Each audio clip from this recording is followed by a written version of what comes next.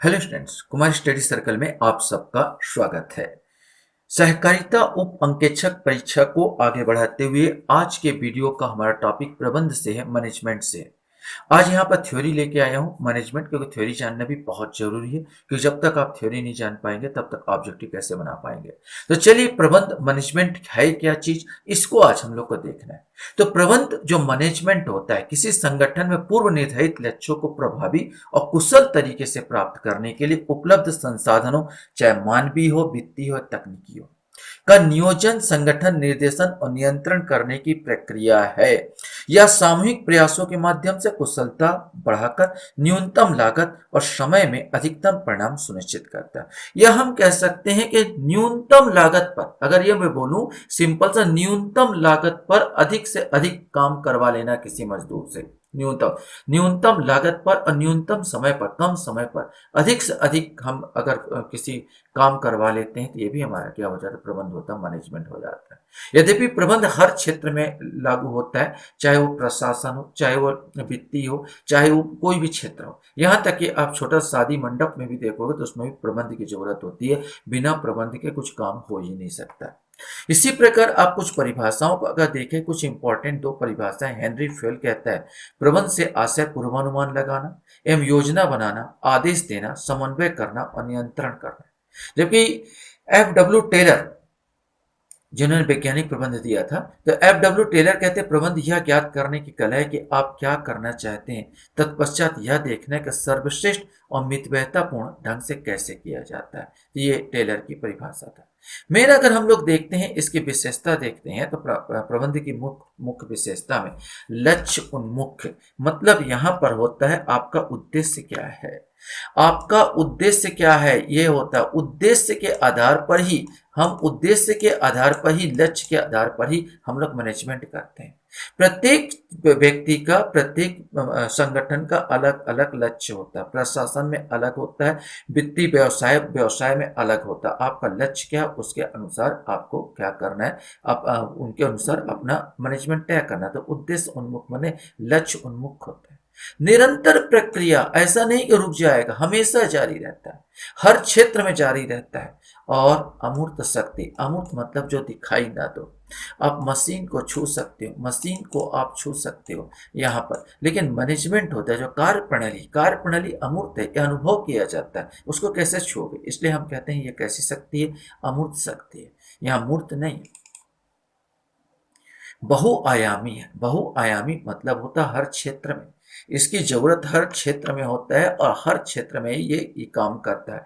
गतिशील, रुका रुकना नहीं, गतिशील ही इसका मेन है, हमेशा प्रगति करता हुआ, हमेशा बदलाव करता हुआ। जो मैनेजमेंट आज का है वो पुराना मैनेजमेंट रहा होगा अकबर जमाने का, आज बदल गया होगा। आज जो व्यवसाय में जो हम मैनेजमेंट करते हैं वो बदलता जाता है, इसलिए हमेशा गतिशील होता है। यहाँ पर MBA वो देखो आप, नया नया डिग्री भी लॉन्च होता है यहाँ पर। अब हम चलते हैं कि प्रबंध की प्रकृति, नेचर ऑफ मैनेजमेंट क्या होता है। प्रबंध एक तकनीक है, ये भी सही है कि प्रबंध क्या है, प्रबंध एक तकनीक है।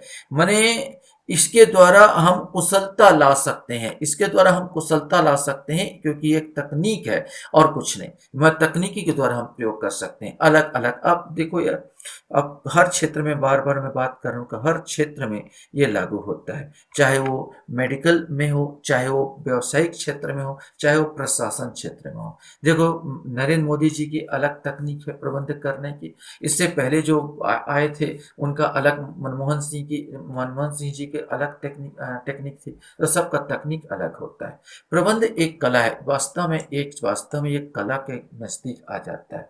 कला इसलिए होता है कि प्रत्येक व्यक्ति अलग अलग ढंग से प्रबंध करता है, प्रत्येक व्यक्ति का प्रबंध करने का ढंग अलग होता है वही चीज, है वही चीज। चाहे बंगाल का चुनाव हो, शुभेंदु अधिकारी अभी खड़े वो हुए हैं, आप मुख्य चीफ मिनिस्टर बने। इससे पहले ममता बनर्जी थी, तो ममता बनर्जी को प्रबंध करने का जो कला अलग होगा और शुभेंदु अधिकारी का अलग होगा।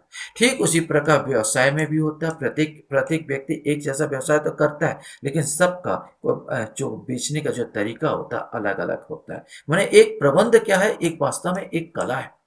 प्रबंध एक विज्ञान भी है। आपने टेलर का देखा, वैज्ञानिक प्रबंध की अवधारणा दी है। मैंने अगर इसको विज्ञान के अनुसार लगाया जाए तो प्रबंध क्या हो जाता है कि वैज्ञानिक ढंग से भी वो काम करता है। तो कुल मिलाकर प्रबंध एक विज्ञान भी है।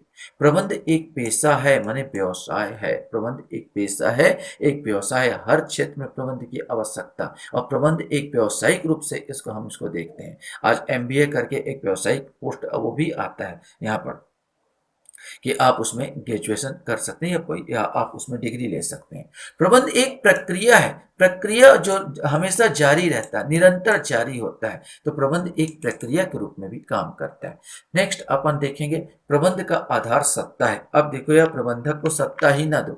सत्ता मतलब ये मत समझ लेना नरेंद्र मोदी जी को भी या किसी को भी सत्ता तो होगी। जब आप इसको समझ लीजिए कि आपके पास, आप काम करवाना चाहते हैं, आप मजदूरों से काम कराना चाहते हैं, आप ज़्यादा से ज़्यादा ऊंचाई पर छूना चाहते हैं, तो आपके पास सत्ता ही ना हो, आपकी कोई बात ही ना माने, तो कहाँ से प्रबंध हो पाएगा। तो प्रबंध का आधार क्या है? सत्ता होती है।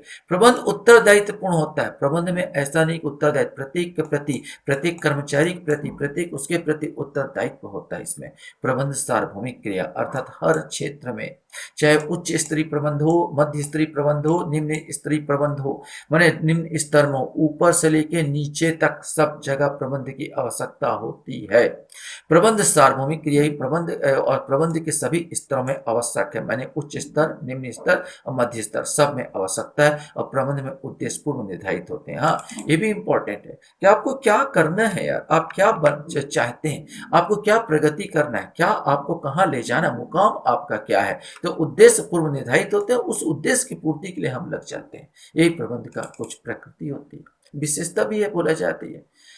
प्रबंध के मेन 3 स्तर होते हैं: उच्च प्रबंध, मध्य स्तरीय प्रबंध और परिचालन प्रबंध या निम्न स्तरीय प्रबंध कह सकते हैं। उच्च स्तरीय प्रबंध के अंदर टॉप लेवल में निदेशक वर्ग आते हैं, सीईओ नीति निर्धारण करने वाले होते हैं। मध्य स्तर मिडिल लेवल में विभागीय प्रबंधक नीतियों को लागू करते हैं, यहाँ पर अंदर नीचे वाले इसके नीचे होते हैं। और निम्न स्तरीय होता है जो सुपरवाइजर है, दैनिक कार्य में काम करते हैं, ये सब आ जाते हैं। और ये 3 स्तर में बांटा जाता है। तो ये भी क्वेश्चन बन सकता है कि प्रबंध में कितने स्तर होते हैं। प्रबंध में 3 स्तर हमको देखने का आता है। यह निर्देशक या सीईओ कौन से स्तर में आएगा, तो उच्च स्तर में आएगा। कुछ इस प्रकार क्वेश्चन आपसे बन सकता है। प्रबंध के कार्य की अगर बात कर देते फंक्शन ऑफ मैनेजमेंट में, तो लूथर गुली का एक नाम आता, उन्होंने पोस्ट कार्य की अवधारणा दी।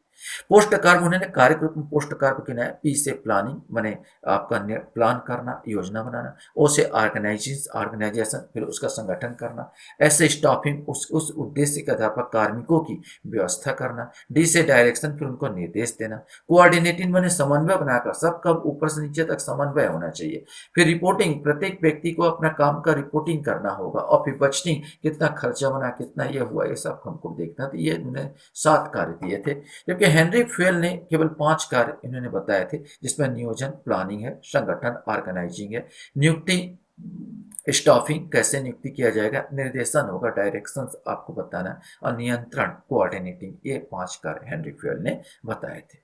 अब इसका महत्व अगर हम लोग देख ले कि भाई इसका महत्व क्या है, तो एक रूजवेल्ट हुए, रूजवेल्ट ने बोला कि अच्छे प्रबंध के बिना सरकार बालू के ऊपर बने मकान के समान है। बिल्कुल सही है, ये प्रबंध ही अगर नहीं होगा तो समझ लो बालू के ऊपर मकान है। तो ये रूजवेल्ट का ही करता है कथन है। लक्ष्य प्राप्ति, पहला तो ये होता है कि प्रबंध का जो महत्व है कि हम लक्ष्य प्राप्ति, उद्देश्य की प्राप्ति बिल्कुल आसानी से हो जाती है। अगर आपने मैनेजमेंट किया है, अगर आपने अच्छे से मैनेजमेंट किया, तो आपका जो लक्ष्य प्राप्ति जो वो होता है आसानी से हो जाएगा, उन्हें संगठन को निश्चित दिशा में ले जाता है। कुशलता होती है। आप देखो, सब मैनेजमेंट करके, जैसे शादी ब्याह भी हुआ या छोटा सा व्यवसाय भी हुआ, और सब के सब बाकायदा समन्वय करके और मैनेजमेंट करके चलते हैं, तो बहुत जल्दी काम हो जाता है। उन्हें संसाधनों का अपव्यय को कम कर सकते हैं, अपव्यय को रोक सकते हैं। परिवर्तन के अनुरूप होता है मैनेजमेंट जो होता है, परिवर्तन का जैसे जैसे समाज बदलता है वैसे वैसे मैनेजमेंट बदल जाता है। व्यवसाय बदलते माहौल को जीवित रखता है, और इस प्रकार हम आगे आगे बढ़ते हैं। व्यक्तिगत उद्देश्य, मैंने इसमें सामूहिक उद्देश्य विशेष करके होता है, अकेला व्यक्ति नहीं, यहाँ सब मिलकर काम करते हैं। तो व्यक्तिगत उद्देश्य सामूहिक विकास के साथ साथ कर्मचारियों के व्यक्तिगत लक्ष्य को पूरा करने में मदद करता है। आशा करता हूँ ये वीडियो आपको अच्छा लगा होगा। आपने मेरे वीडियो को वॉच करते इसलिए धन्यवाद। Thank you very much.